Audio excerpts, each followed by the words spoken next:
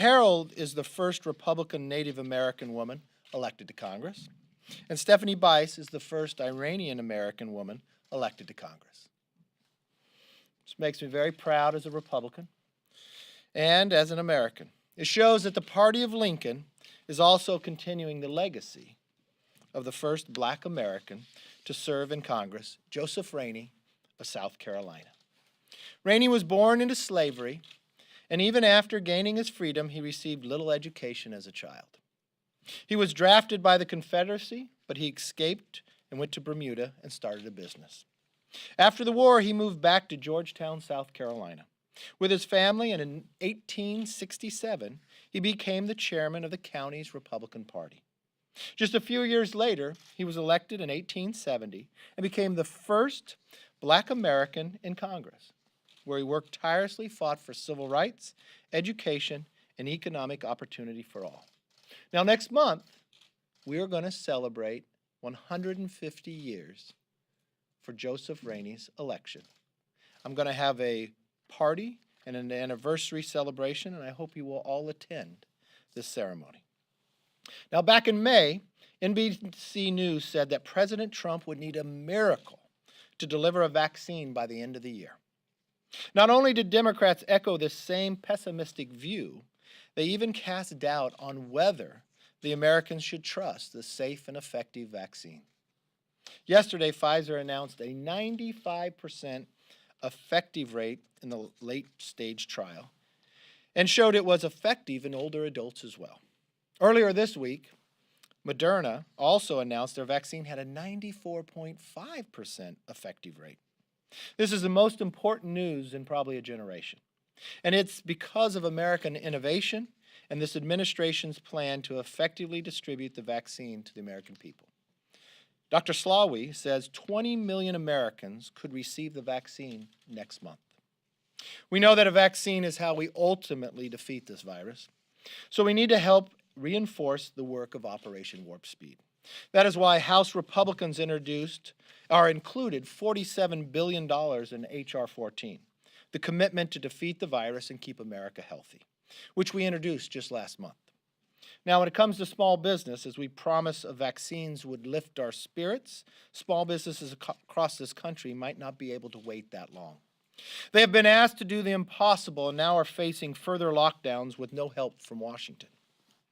The Wall Street Journal recently reported that hundreds of companies that received PPP loans have filed for bankruptcy, citing the lack of additional stimulus payments as the pandemic wears on.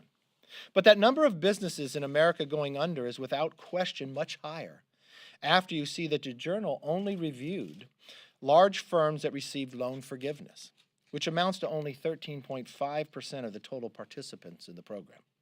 The Washington Post reported that nearly 100,000 businesses nationwide have already shut their doors permanently. There's no more time to delay. We must act now. We are in session. I call on every member in this chamber, especially the Democrat moderates who complained about Nancy Pelosi's failure in delivering a COVID deal, to sign Jamie Herrera Butler's Paycheck Protection Program discharge petition. There's already $138 billion in relief just sitting there. It's already appropriated. All we have to do is vote to free it up. Now, back in September, 23 so-called moderate Democrats wrote to their House leadership, urging for bipartisan negotiations with Republican colleagues. Every one of them signed this letter. They admitted that if Pelosi failed, that a discharge petition would be the only resort. Well, this was back in September. These were 23 Democrats. I take them at their word and at their signature. They are in session today. They can sign the discharge petition, and this could be done today. Help could be on the way. Speaker Pelosi's approach that nothing is better than something is wrong, and everybody knows it. And the American people have paid the price for it. And now Democrats are clamoring to go home for the rest of the year. That's a disgrace. You signed a letter, you put your name to it, and you stated that if something did not happen, a discharge petition you would go to? Well, you know what? Nothing happened. Your leadership and Speaker Pelosi said nothing is better than something. And we watched hundreds of thousands of businesses shut down to lose their dream. We have $138 billion already appropriated, already sitting there. All it takes is your signature and follow through on what you said you would do. Now is the day, now is the time, and let's stop playing games and let's work for the American public. With that, let's go to questions. Yes, sir. Welcome back. Thank you. Appreciate it. Why is it appropriate for the president, as he did yesterday, to call a local election official who's involved in the certification of an election? And more generally, what is the end game here for the president? When these states certify their results, do you accept that this election will be over? I don't know who the president called, but the president is an American citizen. He can find out any facts that are going on. I know a number of members who call their election officials, ask how many votes are left, when's the count going to take place, are they provisional ballots, how many are within my district. We're still counting a number of congressional districts that are still out there that have not been called yet. Yes, at the end of the day, when every legal vote is counted, when every recount is finished, and every legal challenge is heard, yeah, people will accept what the results are. Yes, sir. Would you support any effort to delay certification by the states so that Republican legislatures could name their own electors to the Electoral College regardless of how popular vote turned out? I think I'm clear on all of that. I think every legal vote should be counted, every recount should be finished, and every legal challenge should be heard, and the states should finish their work. So they shouldn't go rogue. It shouldn't be rogue electoral electors. No, let them finish their work. Yeah. Do you have you had a single conversation about COVID relief in any substantive manner in the last couple of days? With who? With anybody who is empowered to make a deal. Well, in the House, I serve in the House. It'd be the Speaker of the House. No. Have you talked to McConnell? Have you talked to the White House? I've talked to McConnell, yes, and I've talked to the White House, yes. And could you give us a sense of where things are going? Well, the things are still at the same place. There's one roadblock. There's one big wall that has stopped this the entire time, and it's Speaker Pelosi.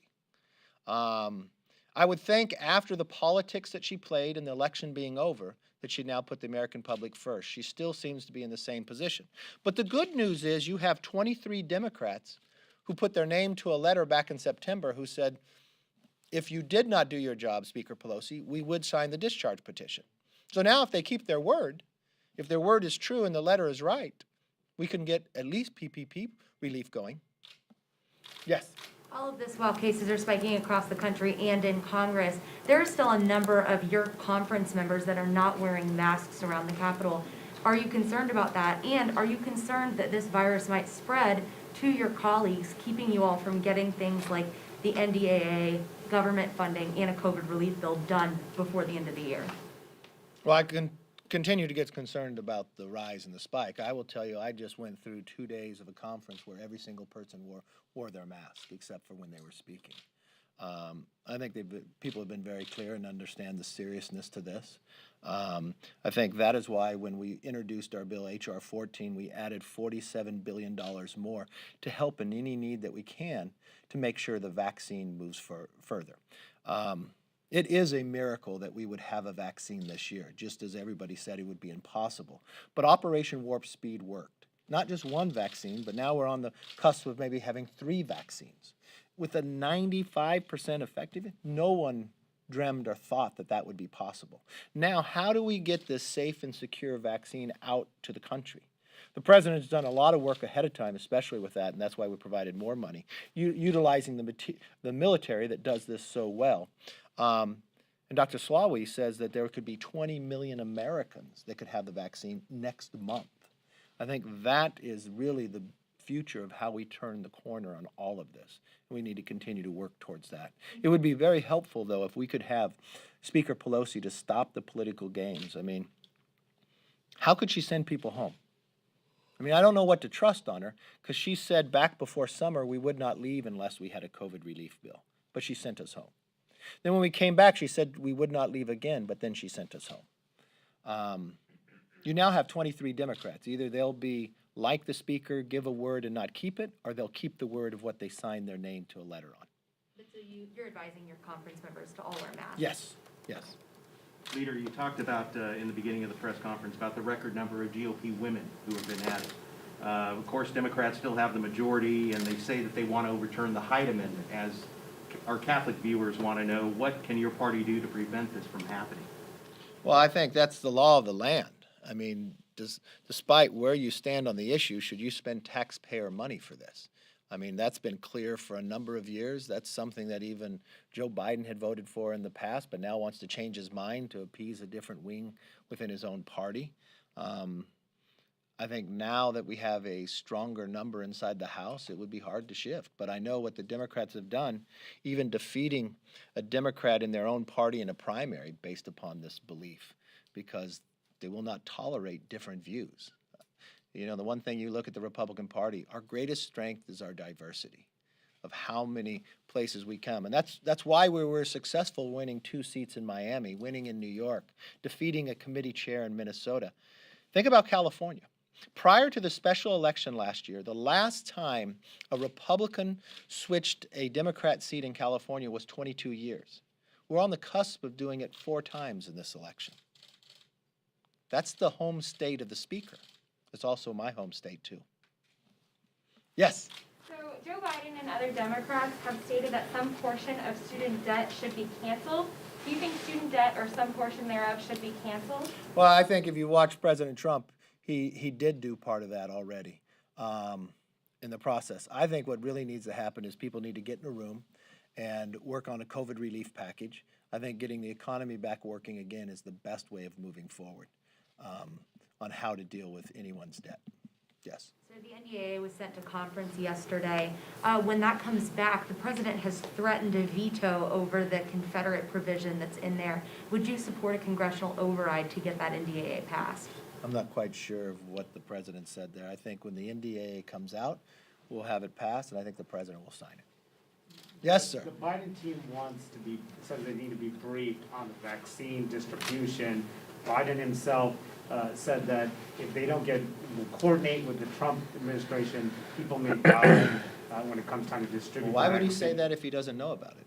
Well, he said that Your first premise My of your question question was, my question is, should there be coordination with the Trump administration and the Biden transition team about distributing the vaccine? well, the first thing I think the Biden team should do is take back the words that they said earlier, especially Kamala Harris, to scare the American public about a vaccine that's 95% effective.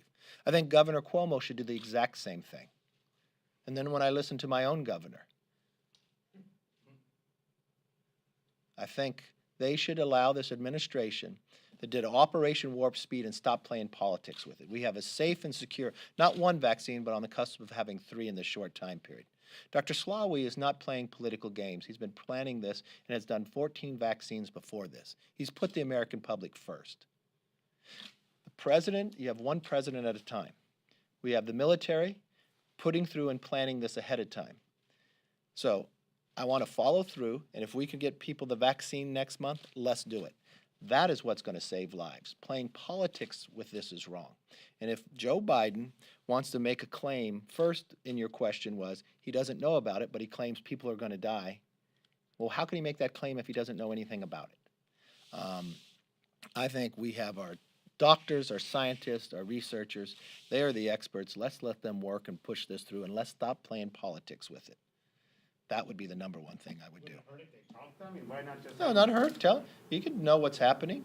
He rightfully so. But the one thing he should do is stop saying the things that he's doing for only political reasons. That is what's hurting the American public. That is what's going to have people to die if they're fearful of taking a vaccine that's 95% effective. And to play political games to delay it in a time that it's spiking, I think he knows better than that. Yes. You're done? I have a question. No, No what's more what's your questions? reaction to Gavin Newsom to being at this restaurant without a mask and all this stuff? Well, I hope the Democrats who signed this letter are not like Gavin Newsom, say one thing and do another. If the 23 of them signed a letter and said if action didn't take, they'd sign a discharge petition, I wish they would do it. What's concerning to me is who was around the table, too, from the Medical Association, and then to say at the very beginning that they were outside. They weren't even wearing a mask. I mean, I know what Gavin Newsom has said before. He's told us in California, even if we're out to eat in the last month, we'd have to wear our mask, take a bite, and put the mask back on. I think he lost a lot of credibility with Californians. Are you having a small Thanksgiving or a large Thanksgiving? Well, it's my wife and daughter. I'd call that small. Yeah, that's it. Small. Well, I got my dogs too. Teddy and Cash will be there, and they'll get all the extra food. So I wish you all a very happy Thanksgiving, and I hope we do not leave until we get this discharge petition and get it done, and we could actually get it done today. Thank you very much.